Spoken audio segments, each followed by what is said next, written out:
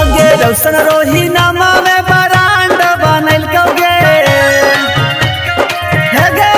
सुन रौशन रोही नामा में बरांड बनल कौगे अकेले रोहिया छौड़ी पूरा मगही हिलल कौगे 2025 में गरदा मचल कौगे अकेले रोहिया छौड़ी पूरा मगही हिलल कौगे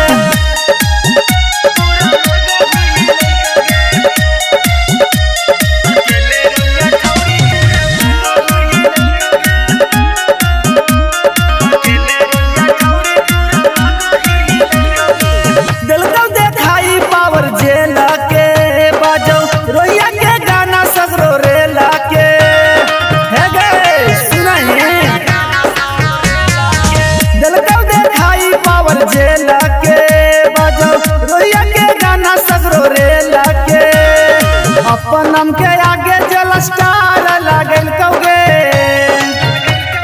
हे गे सुन अपन हम के आगे जल स्टार लागल कौगे अकेले रोहिया छौड़ी पूरा मगही हिलल कौगे 2025 में गरदा मचल कौगे अकेले रोहिया छौड़ी पूरा मगही हिलल कौगे नमूना रिकॉर्डिंग स्टूडियो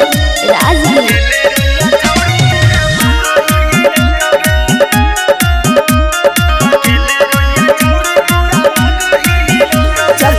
चला हो सगरो रौशन रोही के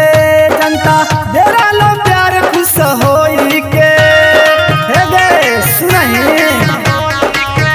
चचा चला हो सगरो रौशन रोही के जनता डेरा लो प्यार खुश होई के अनुज सिंगर गल गए के टाइगर लिखल कौगे हे गे